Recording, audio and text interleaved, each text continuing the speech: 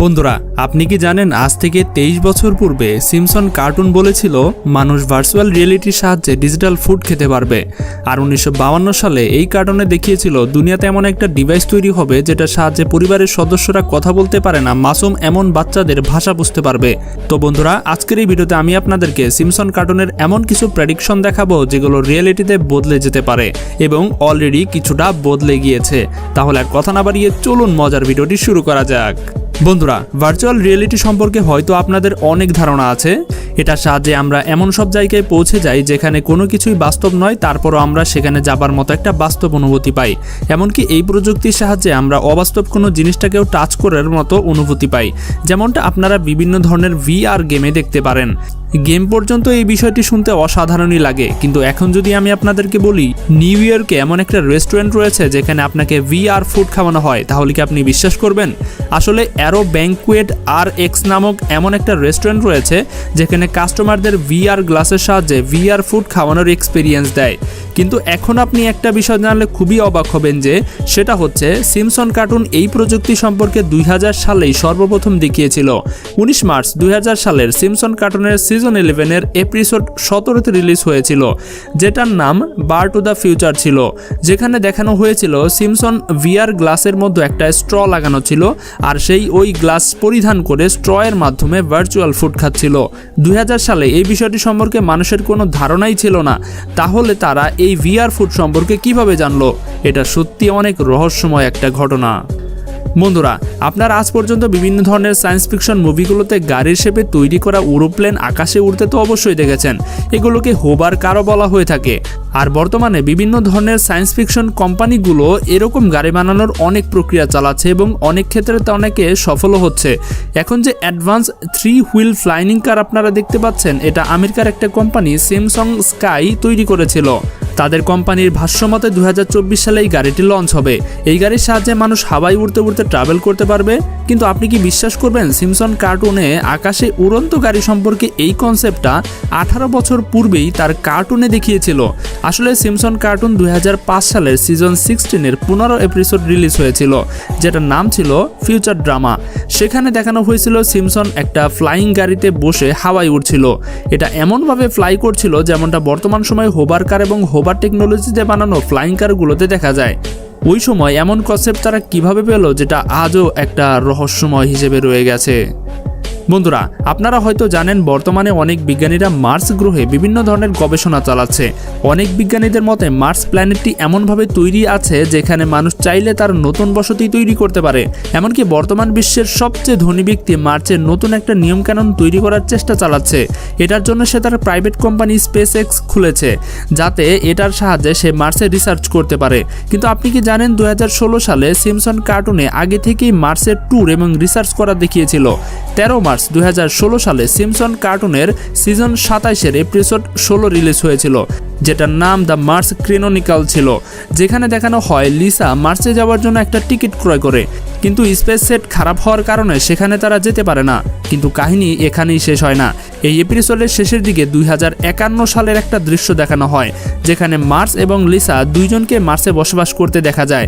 পাশাপাশি এই কার্টুনে দেখানো হয়েছিল কিভাবে স্পেসশিপ মার্সে ল্যান্ড করবে এবং মানুষের বসবাসের জন্য কিভাবে তারা নতুন নিয়মকানুন তৈরি করবে সেখানে, সেটাও দেখানো হয়েছিল। এখন শুধুমাত্র অপেক্ষা যে এই প্রেডিকশনটাও কবে সত্য না জানি হয়ে যায়। বন্ধুরা, আমরা যেমনটা জানি বর্তমানে আর্টিফিশিয়াল ইন্টেলিজেন্সের যুগ, এবং এই যুগে রোবটগুলো এমনভাবে তৈরি করা হয় যেন এটা বাস্তব মানুষ। কিন্তু সিম্পসন কার্টুনে এই রোবট নিয়ে এমন একটা প্রেডিকশন করেছে যেটা সম্পর্কে শুনলে আপনি অবাক হয়ে যাবেন। আসলে 2012 সালে সিম্পসন কার্টুনের সিজন 23-এর এপিসোড 7 রিলিজ হয়েছিল। এখানে দেখানো হয় সিম্পসনের বস তার সকল এমপ্লয়ীদের চাকরি থেকে বহিষ্কার করে, আর সে বলেছিল মানুষের বদলে এখন তারা কোম্পানিতে শুধুমাত্র রোবট দিয়ে কাজ করাবে। বর্তমান সময়ে রোবটগুলো আমাদের বাস্তব জীবনে যেরকমভাবে প্রভাব ফেলছে, এই হিসাব থেকে বলতে গেলে সিম্পসনের এই প্রেডিকশন হয়তো সত্য প্রমাণিত হবে, যেটার বাস্তব উদাহরণ বর্তমানে জাপান দেখিয়েছে। কেননা জাপানে একটা হোটেল রয়েছে যেখানে কোনো মানুষ কাজ করে না, সেখানে সম্পূর্ণ হোটেলটা নিয়ন্ত্রণ করছে রোবটরা। এমনভাবে চলতে থাকলে হয়তো সিম্পসন কার্টুনে দেখানো এই ভবিষ্যৎবাণীটাও পুরো বিশ্বে ছড়িয়ে পড়বে। বন্ধুরা, 2015 সালে সিম্পসনের একটা এপিসোড রিলিজ হয়েছিল যেটার নাম ছিল বার টু দ্য ফিউচার। যেখানে দেখা যায় সিমসন একটা সাইনবোর্ডের উপর দিয়ে উড়ে যাচ্ছে, যেটার মধ্যে ট্রাম্প 2024 লেখা থাকে। এই এপিসোড 2015 সালে রিলিজ হয়েছিল। এরপর 2017 সালে ট্রাম্প বাস্তবেই প্রেসিডেন্ট হয়ে যায়। যদিও ডোনাল্ড ট্রাম্পের প্রেসিডেন্সি 2021 সালে শেষ হয়ে যায়, কিন্তু 15 নভেম্বর 2022 সালে পুনরায় ট্রাম্প অ্যালার্ট করে দিয়েছে যে আবার সে ইলেকশনে লড়বে। সিমসনের ভবিষ্যৎবাণী যেভাবে সত্য হচ্ছে তাতে মনে হচ্ছে 2024 সালে হওয়া আমেরিকার প্রেসিডেন্সি নির্বাচনে আবারও হয়তো ট্রাম্প ক্ষমতায় আসতে যাচ্ছে। শুধু এখানেই শেষ নয়, 17 ফেব্রুয়ারি 1994 সালে সিমসন কার্টুন সিজন 5-এর এপিসোড 14 রিলিজ হয়েছিল, যেটার নাম ছিল লিসা ভার্সেস মেলিবো, যেখানে এক নিউজ টেলার নতুন এক বারবি ডল সম্পর্কে জানায়। পাশাপাশি সে এটাও নিউজ দেয় যে আমেরিকার প্রেসিডেন্ট গ্রেপ্তার হয়ে গেছে। সেই সময় মানুষের কাছে এটা শুধুমাত্র কার্টুন মনে হয়েছিল, কিন্তু এই ঘটনাটি 4 এপ্রিল 2023 সালে বাস্তবে ঘটে গিয়েছিল, যখন বারবি ডল নামের একটা মুভি রিলিজ হয়েছিল। পাশাপাশি ডোনাল্ড ট্রাম্পকে ওই দিনই হাশ মানি পেমেন্টের অপরাধের কারণে গ্রেপ্তার করে নিয়ে যাওয়া হয়েছিল। সত্যি ভাই, এই প্রেডিকশনগুলো কিভাবে মিলছে আমি নিজেও বুঝতে পারছি না। বর্তমান সময়ে রোবটের কতটা বেশি চাহিদা বেড়ে গেছে সেটা হয়তো আপনি জানেন। মানুষের থেকেও কয়েক গুণ বেশি শক্তিশালী হচ্ছে বর্তমান যুগের তৈরি করা এই রোবটগুলো। আর এগুলো অনেক স্মার্ট এবং মানুষের মতো কথাবার্তা চলাফেরাও করতে পারে। কিন্তু তখন কি হবে যখন এই মানুষের বানানো রোবটগুলোই মানুষের উপর আক্রমণ করবে? কয়েক বছর পূর্বে গুগলের কিছু ইঞ্জিনিয়ার ল্যামডা নামক রোবট বানানোর কাজ করছিল। এই রোবট এতটাই অ্যাডভান্স যে এটা মানুষ বললেও ভুল হবে না।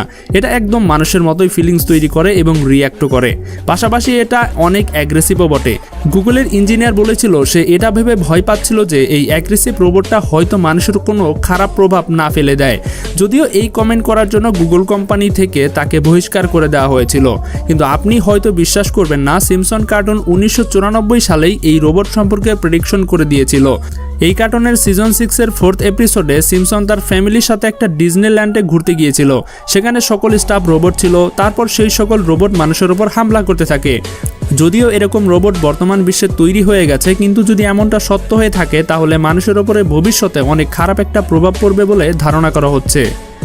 বন্ধুরা, ছোট বাচ্চাদের কথা যদি বলতে চাই তাহলে এরা কথা বলতে পারে না, শুধুমাত্র কান্না এবং ইশারার মাধ্যমে তার পরিবারের বাবা মার সাথে কথা বলতে থাকে। এখন একটা বিষয় জানলে আপনি অবাক হবেন, সুইজারল্যান্ডের একটা সফটওয়্যার ডেভেলপমেন্ট কোম্পানি ড্রিম নামক একটা সফটওয়্যার ডেভেলপমেন্ট করেছে, যেটার সাহায্যে বাচ্চাদের শব্দের মিনিং জানা যাবে। প্রথমবার শুনতে এই শব্দটি আপনার কাছে খুবই অদ্ভুত মনে হবে, কিন্তু এটা স্বাভাবিক এবং এটা বাস্তবে ঘটেছে। কিন্তু এই সফটওয়্যার একদম রিয়েল। যদিও এই সফটওয়্যারটি এখনও আন্ডার ডেভেলপমেন্ট রয়েছে, হয়তো খুব শীঘ্রই 2024 এটা লঞ্চ করার সম্ভাবনা আছে, যেটার সাহায্যে বাচ্চারা কান্না করবে বা ইশারা করবে, যেটার মাধ্যমে তার বাবা মা বুঝতে পারবে যে তার বাচ্চা আসলে কি চাইছে। এমনকি এই সফটওয়্যার আপনার বাচ্চাদের ফেস স্ক্যান করে মুড অবজারভেশন করে তার বাচ্চা কি চাইছে সেটাও জানতে পারবেন। যাই হোক, এই সফটওয়্যারটি বর্তমান বিশ্বে এখন তৈরি হচ্ছে, কিন্তু এটা সিমসন কার্টুনে 1992 সালে দেখানো হয়েছিল। 27 এপ্রিল 1992 সালে সিজন 3-এর এপিসোড 24-এ, যেটার নাম brother can you space to time, এটার মধ্যে একটা বেবি ট্রান্সলেটর দেখানো হয়েছিল। এটা এমন একটা ডিভাইস যেটার সাহায্যে বাচ্চাদের হু হা শব্দের মিনিং বোঝা যায়।